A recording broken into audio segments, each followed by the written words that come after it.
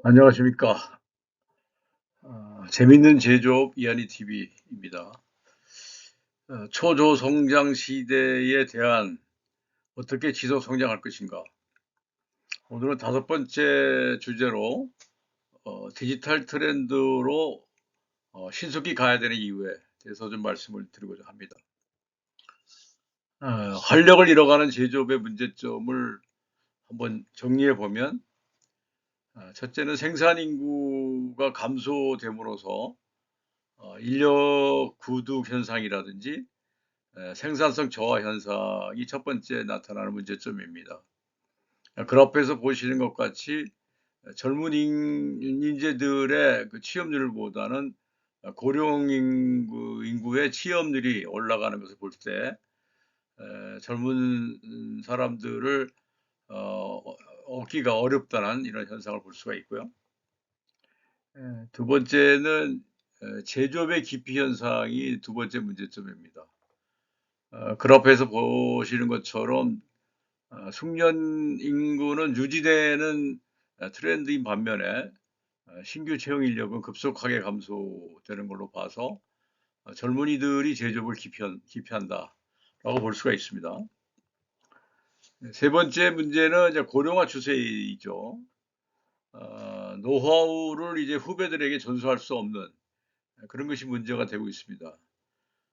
그래프에서 미국과 일본을 비교했을 때 우리나라가 급격하게 제조업의 이 나이들이 고령화되는 것을 볼 수가 있습니다.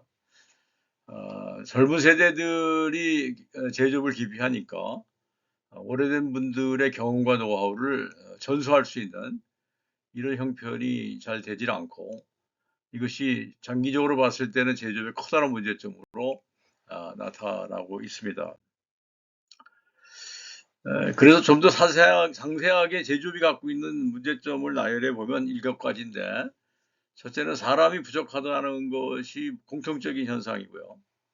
두 번째는 이제 스마트 공장이 전개되면서 IT에 관련된 인재나 IT를 활용하는 능력이 부족한 게 두 번째고요.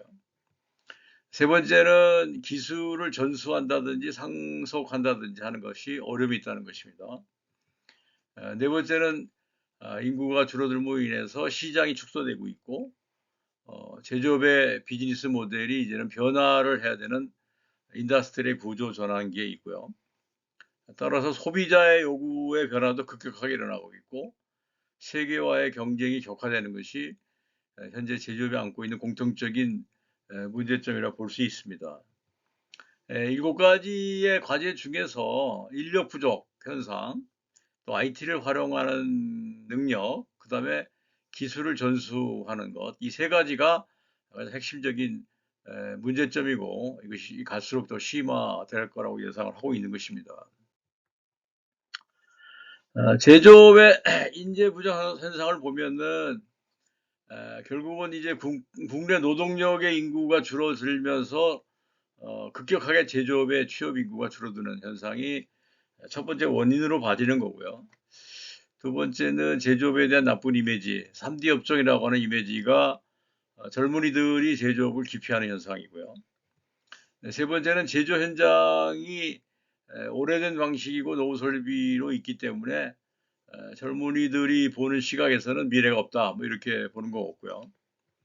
네 번째는 스마트 공장으로 제조업이 바뀌면서 높은 기술의 수준이 요구되는 자동화라든지 IT 고기술들이 들어오면서 어, 높은 기술의 요구 수준을 두려워하는 것, 이런 것들이 제조업을 기피하는 현상 중에 하나라고 봐지고, 어쨌든 제조업이 갖고 있는 가장 큰 문제는 인재 부족 현상이 계속되고 있다는 상황입니다. 현재 나타난 이 네 가지의 트렌드나 현상이 일시적인 게 아니고 구조적인 문제로 인해서 장기적으로 계속 이 상태로 갈 걸로 예상이 되기 때문에 제조업에게는 좀처럼 인재 확보라고 하는 그 과제가 잘 풀리지 않을 것이다, 이렇게 예상을 해 보게 되는 것입니다. 그런데 아이러니하게도 국가별 제조업의 의존도를 그래프로 보게 되면은 어, 한국이 1레인에서 가장 높은 위치에 있는 거죠. 그 다음에 이제 독일, 그 다음에 헝가리, 아일랜드 순인데, 어찌하여튼 우리나라의 경제의 버팀목은 제조업이고, 또 고용을 창출하고 유지하는 것도 제조업이고, 역시 세수도 제조업의 의존도가 높다는 것을 볼 수가 있는데, 이런 제조업이 자꾸 쇠퇴일로로 가고, 또 여기에 기피 현상이 일어나고, 고령화 트렌드에 맞춰서 노쇠화된다면 국가 미래 장래에 대단히 큰 문제가 된다는 생각이 들어서 이것에 대한 고민을 한번 생각해 보고자 하는 것입니다.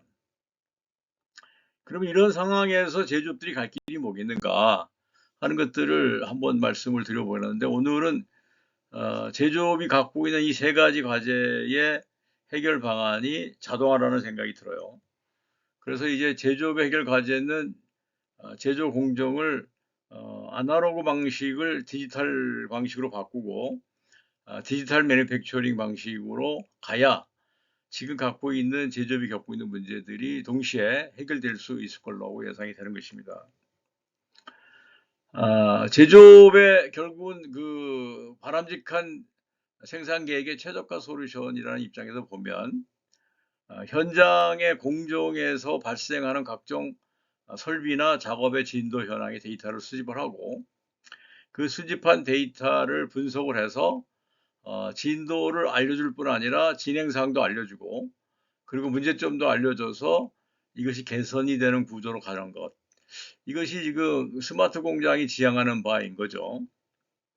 첫째는 생산 계획 대비 진행 현황에 대한 거를 진도를 파악할 수 있어야 되고, 또 공장의 설비가 가동되는 현황을 알 수 있어야 됩니다. 이게 첫 번째겠죠. 그리고 나서 그것이 계획 대비 실적의 차이라든지, 그 다음에 표준 대비 실적의 차이라는 거를 보고 작업 개선을 하게 되고, 그 작업 개선을 정기적으로 진행을 했을 때 현장은 최적 스케줄링이 되는 것이고, 계획 대비 실적이 일치되는 것이죠. 그러기 위해서는 현장에서 일어나는 각종 그 데이터들을 모아서 빅데이터화를 해야 되고, 그 빅데이터 된 것을 AI를 활용해서 분석을 하고, 그 분석을 통해서 나타난 문제점들을 지속적으로 개선해가는 이런 활동들이 자동화가 추진하는 큰 방향이라는 말씀을 드리고 싶습니다. 자, 이것이 되면 그동안에 사람들이 했던 일들의 상당 부분이 줄어듭니다. 현장에서 데이터를 수집하고 일지를 작성을 하고, 작성된 일지를 모아서 또 엑셀로 정리를 하고 ERP 등록하고, 그리고 그거를 끄집어내서 또 분석을 하고 보고서를 만들고 회의 때 발표하고, 그래서 그때 의사결정에 의해서 문제를 해결하는 이런 사람과 인력에 의존해서 관리를 해가는 이런 패턴이 자동화가 됨으로써 데이터 수집도 자동으로 되고, 축적된 데이터가 이제 빅데이터가 되면서 AI를 통해서 분석을 하고, 그 실시간 분석한 거를 시계열적인 트렌드를 가지고 봄으로써 문제의 근본 원인을 찾을 수가 있고요. 그래서 노출된 문제를 지속적으로 개선할 수 있는 상황이 되도록 만들면 사람들이 그동안 했던 많은 업무 중에 상당 부분이 아마 줄어들 것이라고 봐지고, 이것이 인력 부족난의 해소책이 일환이 될 수 있다. 이렇게 말씀을 좀 드리고 싶은 것입니다. 이걸 좀 더 구체적으로 좀 말씀을 드린다면은, 생산 현장에서는 물건을 만들고 제품을 만드는 일만 하는 게 아니죠. 생산 현장에서는 반드시 물건을 만들면서 데이터를 만들고 있습니다. 데이터가 발생이 됩니다. 이 발생된 데이터가 그동안에는 사람들의 머릿속에 경험 속에 녹아들어서 노하우라는 형태로 나타났는데, 이것이 이제는 후배들에게 전수를 해줄 수 있는 상황이 되지 못하고 있고, 고령화 시대가 되면서 제조업의 문제로 나타나고 있다는 말이죠. 그래서 이제는 현장에서 발생하는 각종 데이터를 암묵지적인 경험과 노하우 형태로 갖고 있을 게 아니라, 이거를 데이터화 시켜서 이거를 등록하고 저장해 놓는 게 대단히 중요한 겁니다. 그래서 지금까지는 이제 정형화된 데이터를 저장을 했습니다만은, 이제는 비정형화된 데이터마저도 저장을 해서 이걸 가지고 이제 분석을 하고 AI가 해석을 해서 생산에서 나타나는 문제점을 미리 발굴하고 네크 공정을 미리 발굴해서 그를 조치를 취함으로써 전체 최적화를 해 나갈 뿐만 아니라 납기 지연이 일어나지 않고 시기적절하게 우리가 납품을 하고 고객 만족을 시킬 수가 있게 되는 것입니다. 결국은 생산 자원의 효율적인 배치를 신속하게 할 수 있다는 것이고요. 두 번째는 작업 라인의 인원 배치라든지 설비 운영이라든지 하는 것들을 합리적으로 할 수 있다는 것이고요. 그리고 실적에 기초한 생산 계획을 세울 수 있기 때문에 계획의 정확도를 상당히 높일 수 있다는 장점이 있는 것입니다. 따라서 이거를 과거에는 사람들의 경험과 지식으로 했고 또 사람들끼리 모여서 회의를 통해서 소통을 통해서 문제를 해결했다면 이거를 이제는 시스템적으로 해결하는 형태로 바꿈으로써 사람의 어떤 그 부족 또는 경험 부족 그리고 노하우를 전수할 수 있는 사람이 없는 그 문제 이런 것들을 이제 해소할 수 있는 대안이 된다. 이렇게 말씀을 드려서 빨리 디지털 트렌드에 맞게끔 쫓아가야만 이런 어려움들을 극복할 수 있다. 이렇게 말씀을 드리겠습니다. 그래서 디지털 트렌드에 맞춰서 대응하는 과제가 5가지가 있다고 보는 것입니다. 첫째는 생산 시스템 구조를 바꿔야 됩니다. 데이터 수집이 자동이 될 수 있는 구조로 바꿔야 되고요. 그리고 자동으로 데이터를 수집해야 됩니다. 그리고 수집한 데이터를 이제 빅데이터로 축적을 해 가야 되고 그거를 이제 시계열적으로 AI가 분석을 함으로써 자동 학습과 자율 학습을 통해서 점점 더 정확한 트렌드를 만들어낼 수 있고 그 트렌드 속에서 문제점과 과제를 찾고 그 찾은 과제를 이제 지속적으로 개선함으로써 체질 개선이 일어나게 만드는 그동안에 사람이 했던 상당 부분의 업무를 시스템이 대응하게 만들고 진짜 사람은 인사이트를 가지고 개선 활동에 주력하는 이런 활동을 하게 되면 현재 제조업이 갖고 있는 사람의 부족한 문제라든지 노하우 전수의 문제라든지 고령화의 문제라든지 이런 것들이 해결될 수 있다라는 생각이 들어서 오늘은 디지털 트렌드에 맞춰서 빨리 신속하게 대응할 필요가 있다라는 말씀을 드렸습니다. 감사합니다.